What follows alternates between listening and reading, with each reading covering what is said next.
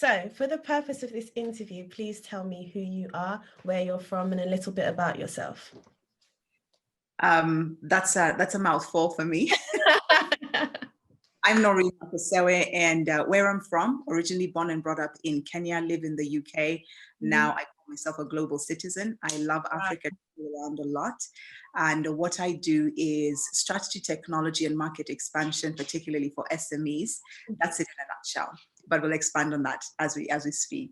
Sure. So I'm sure your journey didn't start there with regards to, I guess, moving into the whole SME and entrepreneurship world. So let's take it a step back and I guess maybe starting with your corporate career, if you at all had one. So how did you move from your corporate career to where you are now? And I guess what drove you to do so?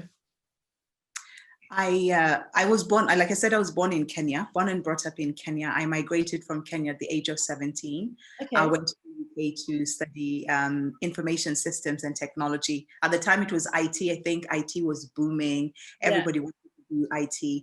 And so my migration took me to the United Kingdom, where I went to study, but eventually stayed to work. Right. I think at the time, Kenya and the UK had a very good relationship. So it was pretty much like getting off the plane and just walking into the country. Nice. And I took the opportunity to learn. I got into corporate UK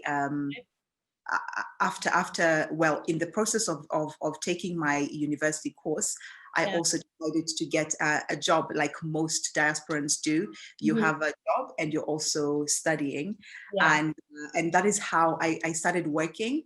But I was balancing studying and working full time. My father passed away when I was 21. So then I made the transition from working full time, took a sabbatical from studying, and I went into the hospitality industry. I worked at Marriott International at the headquarters. At the time, it was in around Hyde Park area. Right.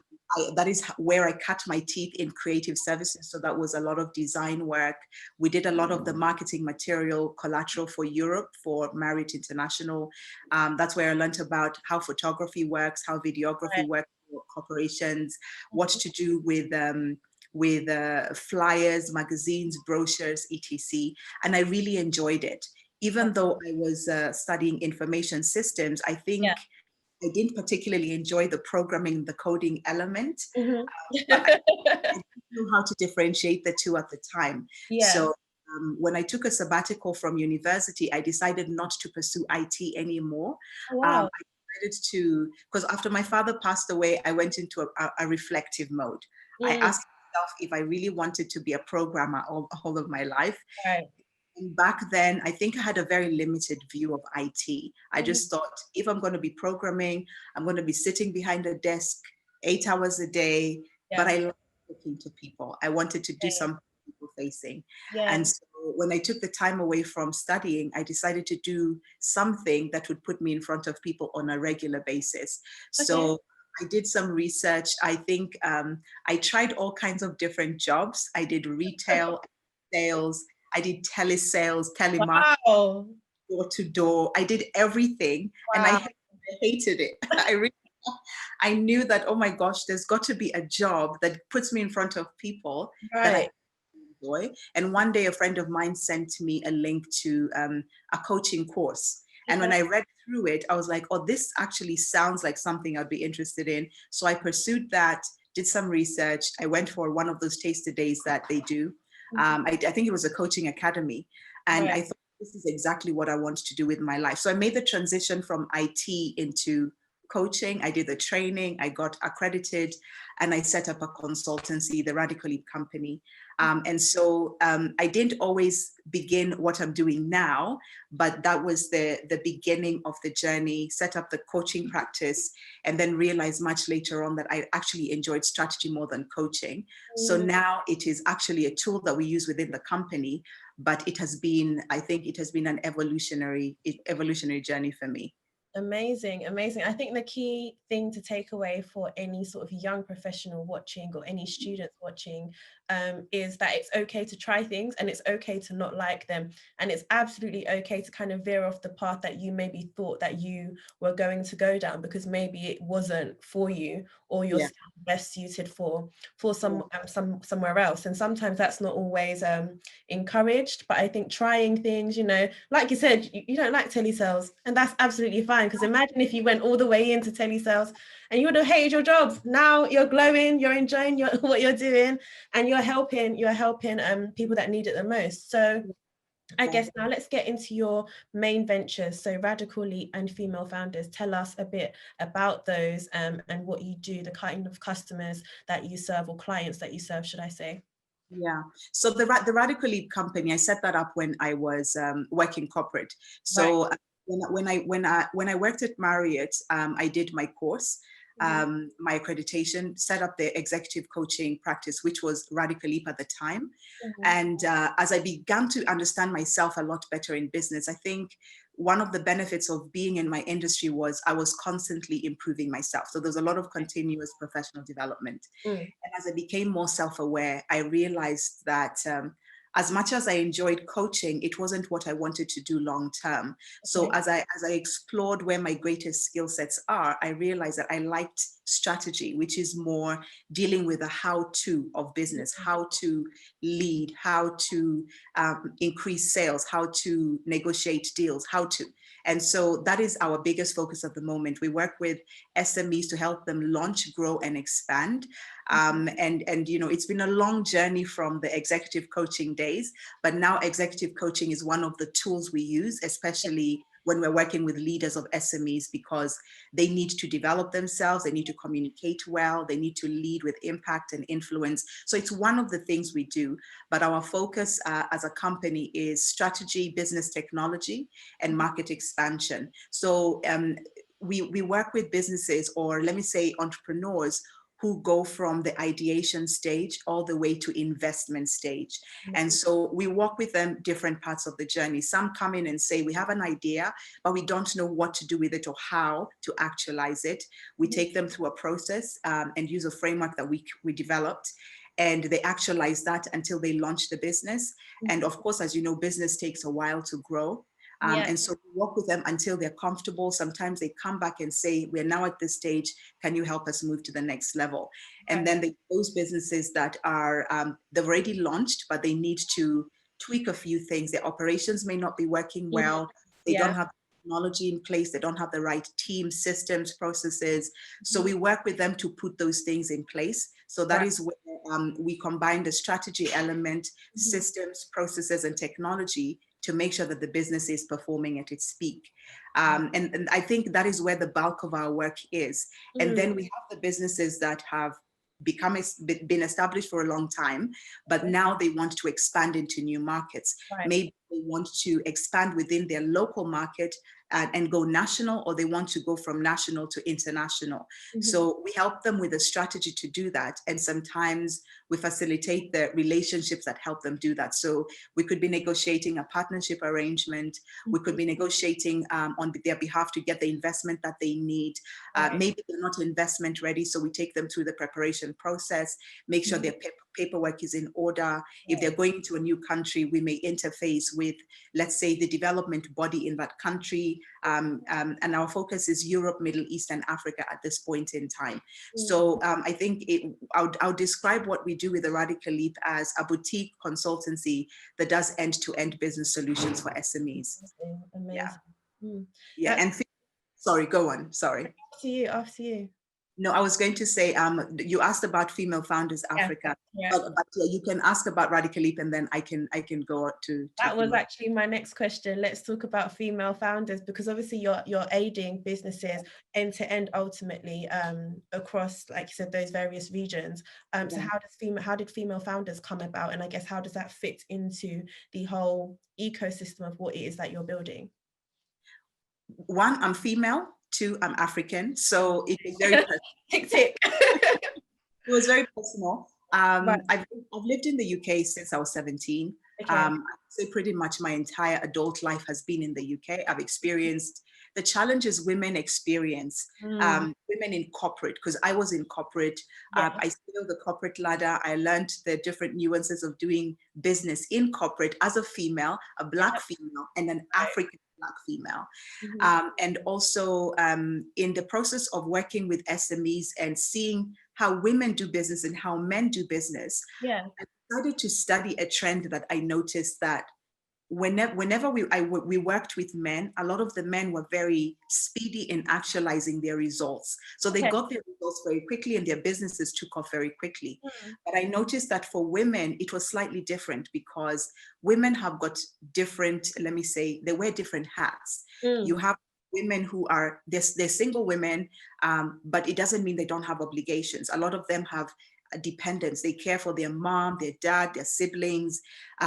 Women, especially Black women who live in diaspora, they have obligations of sending money home. You know, you get a salary and you have to pay your dad's hospital bill, your sister's school fees, and all of these things. So the speed at which women businesses were growing is very different. And I think statistically, it's proven that women businesses have a lot more challenges than men do. That's right. And so in developing solutions for women-owned businesses, I had to take into account that women wear all of these different hats. They have different challenges, obligations, responsibilities. Of course, that is now for single women. Then you have to move to married women. They have kids, they have husband, they have dependents. They're probably holding on a corporate job. They want to set up a business, and they have all of these things they're doing. And so initially, when I first started, I was concerned that women's results were a lot slower. But then I had to take into account, after studying it, that actually women's results are different because they have different challenges, they have different responsibilities, and therefore the opportunities they have are also very different. So they tailored a program specifically for women-owned businesses. And so the speed at which I would expect results to be delivered was different for women because I was taking into account, I'm female, I understand the diaspora responsibilities that we have. And so when I looked at that, we developed a solution that is tailored for women-owned businesses. And then we go into the boardroom because I have opportunity to be in different, to sit on different boards. And so in these different board meetings, there's all of these conversations, and I'm looking and I'm thinking, there's opportunities for women to come into this room. And I'd reach out to a number of women. And even though the opportunity was there for them to come on board, they were very hesitant to apply or even to show up. And so that was another thing. So I'm thinking, well, the opportunity is there. What is the issue? So there was the confidence issue. There was the issue of not knowing how to present themselves, or if they do, not knowing how to sustain that position. So all of these was kind of adding into this solution pot. And then we go into investment, pitching for investment. We have knowledge, we have the understanding of the industry, we have the experience, but yet women are still being overlooked for the financial support that they need to develop their businesses. So I thought this is a bigger problem than I thought it was. And so I began to speak to people in my ecosystem and just asking them what their experiences were working with women, supporting women. I was actually, I partnered with this organization in Ghana called iSpace Foundation, and we ran a 3-year program. I was a strategic partner, and I led the mentoring element of the program. And in working with those women for 3 years, it gave me insight into some of the challenges women in Africa experience when growing their businesses, because these are women who are building tech startups. They have knowledge, they were doing development, they were doing a lot of the things that women are fearful to do in the tech ecosystem. And so that gave me insight and data into thinking we have to find a way to support women, not just by giving them that, let me say, a 3-month chance to grow their business, but it's supposed to be an ongoing thing. It cannot be 3 months or 6 months. It should be like a university. 100%. 100%. Let me hold your hand. Now you're here. Let me take you to the next level. Let me introduce you to this network. Now you need funding. Here's how you pitch. Here's what you say, what you don't say. And so the Female Founders Africa is that ecosystem where we look at women who's similar to the Radical Leap company, from ideation to investment, but it's focused on women who are developing solutions for the continent in any space, whether it is in engineering, technology, anything, mechanics, whatever it is. And we're focused on the industries that women don't, let me say, they're not as highly represented in those industries. So we're providing the support. We've partnered with different partners in different countries, and our partnerships cut across the regions: Eastern, Southern, Central, West Africa, and we're exploring North Africa now. So it's really an ecosystem, let me say, that has solutions for women at different stages of business. Amazing, amazing. I think the work that you're doing with both Radical Leap and Female Founders is honestly incredible. And what you are essentially doing is empowering and developing said individuals. And I think just on the Female Founders part, one of my favorite quotes from Kofi Annan is, "There is no tool for development more effective than the empowerment of women."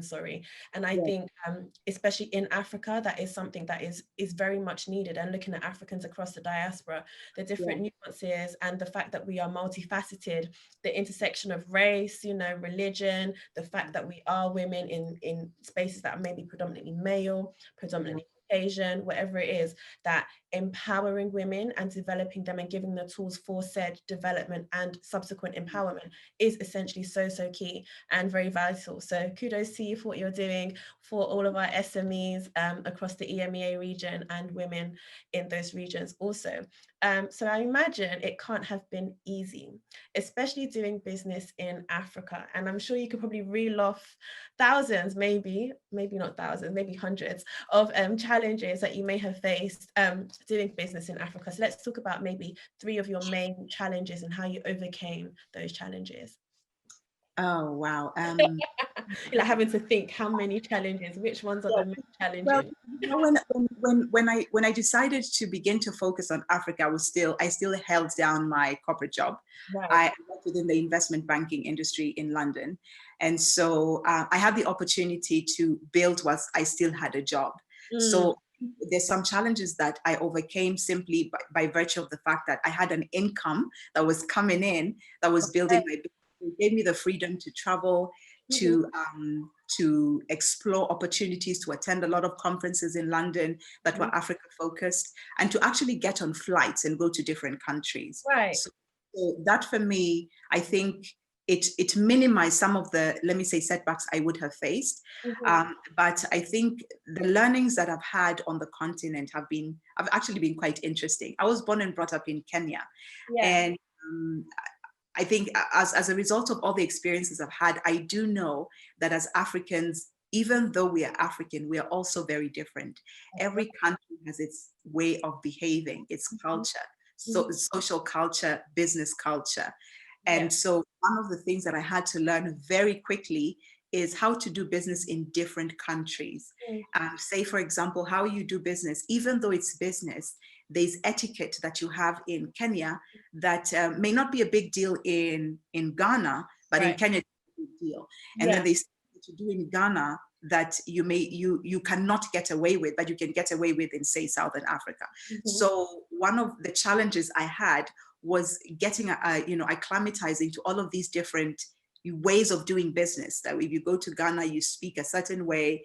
I think there's being female and being a young female at the time when I started, I think there was the need to address people as uncle and and I'm thinking, no, we're actually doing business, so you're my equal, but then you still have to recognize that those are the requirements of that society.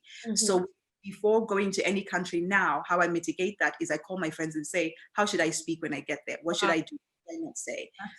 Even what you wear really matters. So there's things that I could wear in, say, East Africa that maybe I could get away with short sleeved. It doesn't have to be, it's not indecent, but I could go to another country where it is frowned upon and you need to wear long sleeved and you need to cover up all the way. It's loose fitting. So all of those things I check in advance.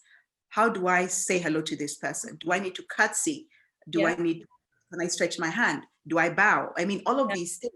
Mm-hmm. Um, and I think I like history and I like culture, African culture, so I don't mind. That's Um, good. but then those are things that are important for certain countries to do business. So even if they understand that you're not from there, when you do those things, they see that you respect their values, you Mm, respect how they do business, and they're open to doing business with you. good. That was one challenge. The other one, I think, and this is one that I think African females experience across the continent, is bias, sexual discrimination, and gender discrimination. Mm. So I won't name any specific country, because I know there's going to be a lot of people watching, Of course. but there's a lot of these countries I've been to where I have to be careful when I'm going to meetings. If I'm going to meet somebody of the opposite sex, I will take someone with me, Right. because you will get the advance. You will get the, will you have dinner with me? Can we go and have coffee to discuss this contract? And I'm not interested in having coffee. I just want you to sign the contract.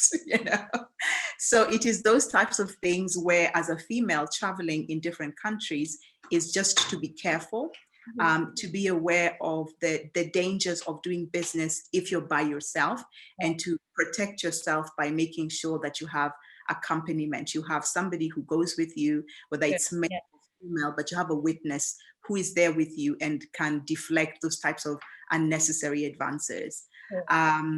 That's two. The other one is fraud. I think we've experienced it. It's unfortunate. There's a conference. In fact, very recently we hosted a conference in I won't name the country because we're pursuing it legally. But then there's making sure that, when I do business in a particular country, we understand the legal frameworks of those.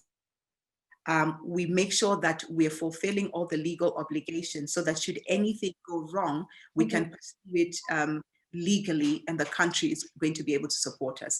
So making it's I would say it's not always possible to not be duped or somebody to steal your intellectual property in Africa. I think Africa we're still riding this wave of not having good intellectual property lawyers that are very popular. And so people steal your IP, people steal your idea, people take your work and make it theirs. Wow. And you have to be able to pursue that legally, so that that type of thing in Africa, because it's very rife. People lose their ideas. I know so many young people whose IP has been taken by big companies and they don't have. So those are some of the challenges of doing business in Africa. And whenever I advise an SME, I always say to them, make sure you have the legal backing to do business in this country, and make sure if you need to pursue anything legally, you know what the framework is, you know where you need to go, you know which organization you go to. I have British citizenship, so I can go through the official channels of doing business between UK and any of those countries. Oh, wow. People from different countries need to also have those channels and be aware of what those channels are for themselves. So those are just a few of the challenges we've experienced. But it's been a learning curve, and I wouldn't swap it. I wouldn't swap doing business in Africa, but it's just a case of being very aware that these pitfalls of doing business in this continent that are very different than doing business in, say, Europe or the Americas. 100%. I think that by virtue of you even sharing your experiences and the challenges that you have faced, it's quite evident that they aren't the same challenges maybe that one would face when setting up a business in the UK. I think just onto your last point about fraud, because I actually haven't heard that from anyone that I've spoken to thus far about that being a challenge. But I think the key thing that you mentioned for me was intellectual property, right? And I think the value of intellectual property is honestly incredible, because people put so much into what it is that they are creating, and don't often think of how to protect what it is that they are creating, or know who to necessarily lean upon when they are placed in unfortunate situations or circumstances. An organization that I have become familiar with is called Strand Sahara, and they are actually like a legal I guess, legal business that aim to help SMEs and obviously business and corporations across Africa, especially those that are looking to start up their own things as well, end-to-end legal issues that they may face. So for people watching, that's one to potentially look at, and hopefully fraud isn't something that many people get to experience, because I can imagine that is quite a painful thing to experience. It has been, I think, some of it has been costly. When you say costly, is we've lost a lot of money as a Yeah, result of I can fraud. imagine. And so pursuing it legally also then opens up this whole chain of, how do you pursue when you're not in that country? So you have to have the trustworthy partners to be able to do that. Mhm. We did everything right, but still, I think it's also being aware that even though you do everything right and you do everything legally, the framework of that country should be able to protect you. Exactly. So when we went into this particular country, we assessed the risk, Mm. and we knew that this country does have a very solid framework to support international business owners coming in, because they also want to develop their international trade channels. They want to develop partnerships. They want their country to be known as a safe haven for investments to come in. So they take those types of accusations very seriously, and it is being dealt with. And I think just for other SMEs that are looking at opportunities in Africa, it's really assessing the country that you're going into. What type of policies do they have? What Yep. of governmental support systems do they have? Should anything go wrong, will you be supported and will you be protected? And those are some of the decisions that we make when we're looking at countries we want to go into, and even recommending countries that SMEs can expand into or investors can put their money in. Is we do the groundwork beforehand. We go in and we say, yes, we've been to this country, we have looked to the system, we're established, we have partnerships, and therefore here's a safe channel to go into that country. But I think a lot of diasporans, especially I say diasporans because of your program and your channel that you're creating. A lot of diasporans do not follow all the regulations of doing business in those countries. So they put themselves at risk. They signed deals with people, they didn't do the due diligence, nobody knew who they were. There's a story in Kenya. A company set up an office and they literally traded for, I think, over 1 year. They were well known, big office in the city. A lot of people put their money into that company. Wow. One day people woke up and the office was empty. They literally cleared out and vacated the country, and they left with everybody's savings. Now, Wow. though you protect yourself, there's those instances where criminals are willing to play the long. And Honestly. what do you Wow. instances is to make sure you do your due diligence, make sure you check out the company that you're trading with, whether they're international or local, make sure you go through the official channels. If you have to hire an investigator, do that, especially if you have a lot of money that's going to go into that country. There's a lot of things that diasporans, I would recommend that they do before they sink money into doing business in those countries. So those are just a few. A few. That's some great advice. And I think the last point, especially for diasporans across the globe that are looking at Africa now for business or for work, is to do your due diligence, and seek the advice of those that actually work on the continent, that know procedures and protocols and how to actually do things. Like when you come to Africa, when you get there, should I say, that you're not put in an unfortunate situation, and that you aren't breaking any laws, that you're following the customs as they ought to be followed. So moving on to, I guess, more topical issues, I think over the last year, I think it's almost been like about 18 months, should I say, even maybe a bit older than that, the young people in Africa are honestly doing some amazing things and standing up for the things that they believe in, and looking at ways in which to create a country that they want to live and stay in, right? So we look at movements like NSAS currently going on, or NSWAT, should I say, going on in Nigeria, the issues in South Africa, in Namibia as well, just up and down the continent. We can see young people literally rising up, taking a stand, and essentially becoming the leaders that we need them to be, hopefully one day at some point. So what's your thoughts on the uprising, if you will, of the young people on the continent, and any issues maybe that have caught your eye? Yeah, I've been following the movement, let me say the youth movements across Africa for the past, we're now in 2020, for the past, say, 5-6 years. Amazing. I think I actually wrote an article in 2017 about this. And the reason it's fresh is because I was reviewing it again just this week because of NSAS in South Africa and what's going on in Namibia. And for the past decade, there has been uprisings across the continent from the top, from Egypt to the bottom. And I don't see them slowing down. I think young people have gotten to the point of they don't have anything else to lose. They've lost everything. They've lost opportunities. The jobs are very few. I think that they've seen and watched the leaders that have gone before them be very selfish, be very self-seeking. They know their countries are wealthy. Their countries are very rich. There's minerals.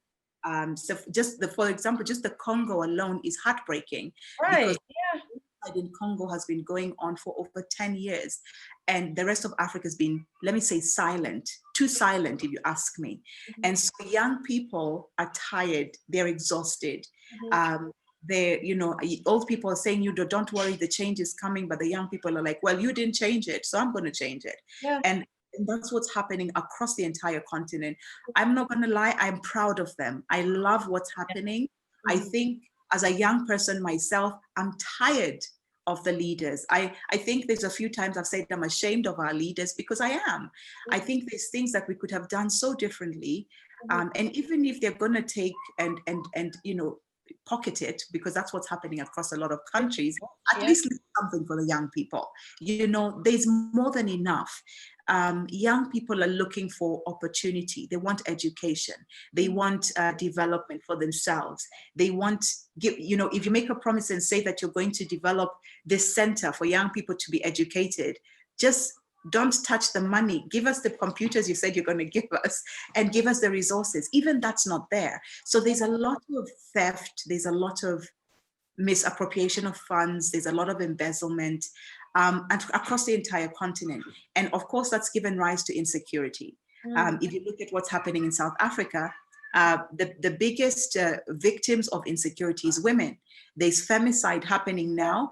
Every single day, young South African women are dying. They're being mutilated. Their bodies are being dumped in crazy places, all the way to 4-year-old children.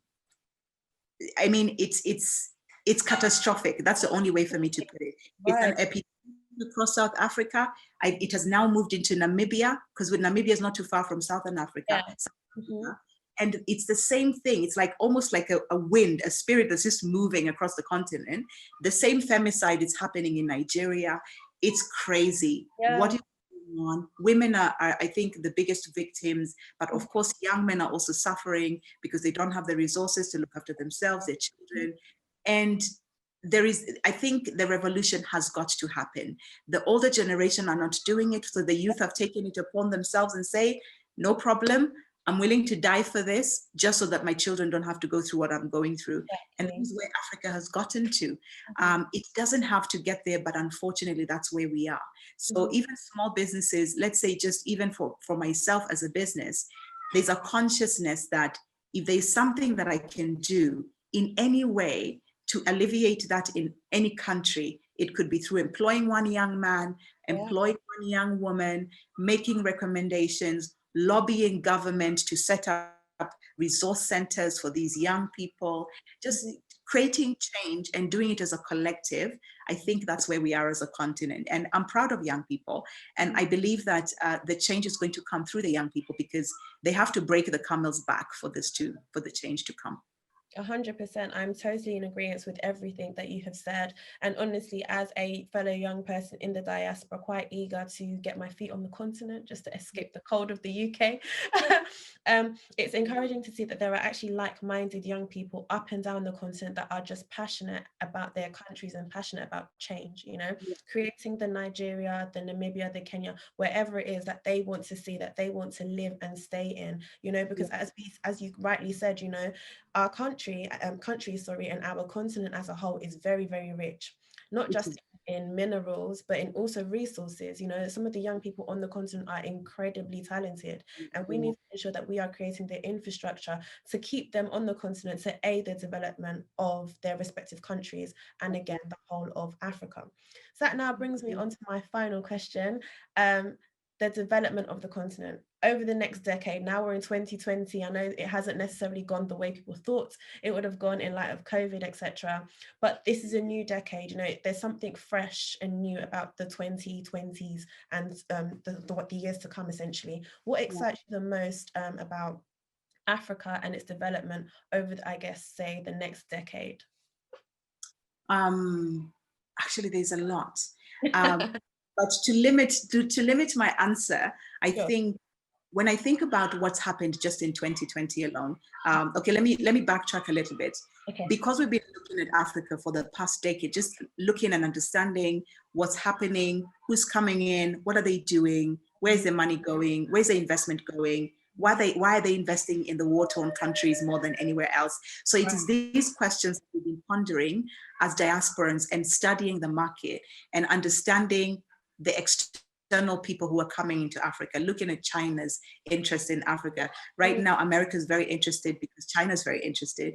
UK is renegotiating deals because of Brexit. Everybody has interest in Africa. And my thought was always, like, before Brexit happened and before COVID-19 and all of that, the question was, why was there so much interest in the continent by these external partners?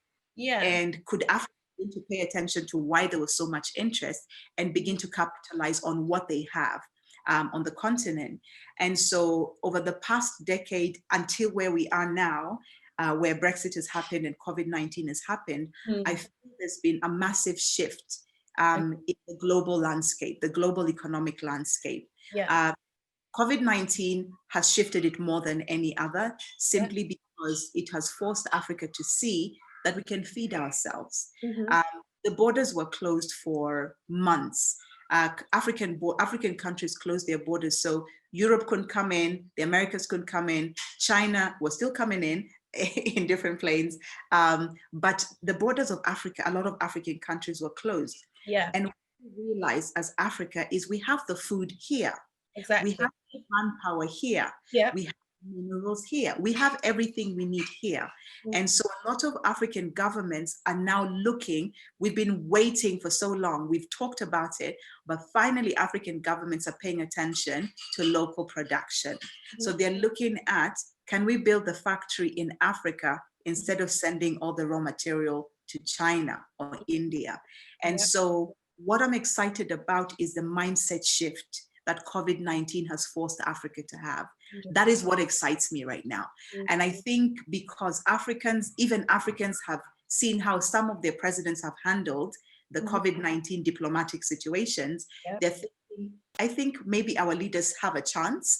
For example, you have the presidents of Tanzania, Magufuli, president of Uganda, Museveni, the presidents of, I think is it Mauritius, or where they had the tea, where they, all of these countries, Senegal, all of these countries are innovating without China's presence, without India's presence, without America, without Europe.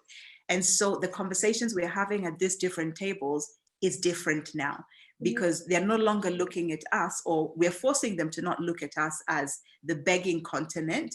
We're now coming to the table and saying, actually, you need us more than we need you. And I like where that is going. And I like that the young people are beginning to push that agenda even more, where they're saying, actually, we are equals at this table. If you're going to come to Africa to mine raw material, you have to leave something behind. It has to be mutually beneficial. And I think that's what excites me about where we are. My only concern is our leaders haven't caught up too quickly in some parts of Africa. So even when there was the disbursements of funds to support the COVID-19 challenges, those funds were embezzled in some countries. It never got to the people who needed it the most. So yes, we still have the corruption issue. We still have a lot of these challenges on the ground, but the mindset shift in the collective of Africans is what is exciting about what the future of Africa holds. We have technology, we have young minds developing innovation for Africa by Africans. We are solving our own problems. We are building resources from within. One of the things that we're focused on with Female Founders Africa is having an investment fund by African women for African women on the continent without having to rely on external parties. And that is where we are coming to. I've been in conversations with different networks. I think in Ghana, you have what they call susu. I think it's a table banking where money is passed around the table until everybody has received a share. And that is being revived at the moment. There's a huge movement across Africa at the moment where African professionals and entrepreneurs are coming together and saying, let us pull our money together using the old model of saving. Instead of going to Europe to find the money, I can bring my 10,000, you bring your 10,000. And if we have 20 people, we already have a fund that can fund projects on the continent. Those are the type of models I'm seeing being reborn, and I love it. It's brilliant. And I think come 2021, we're going to see a lot of shifts and movement because they're happening very quietly and stealthily, but I think they're going to become more public as we begin to see actual innovation take place, funded by Africans as opposed to funded by external parties. That is what excites me. That's right. And I agree with everything that you said. That is extremely exciting. And I think the mindset shift, is the thing that is quite key in all of this. You know, the fact that we're not looking at how it was done before and maybe the fact that it didn't work. No, we're looking progressively. How can we change this? How can we better this? Quite similar to your business model. How can we, put our money together to aid the development of this? How can we support young people in this? How can we support women, children, etc., etc.? So that's very exciting. So thank you very much for your time, for contributing to the In Touch Africa platform. Definitely. So I'm sure to put all of your information down below in the description box for people to contact you, people in the diaspora and Africans as well. And hopefully we can all support the vision of connecting and collaborating and pushing for an Africa that we all want to see. So thank you very much. Thank you so much, Jennifer. Thank you.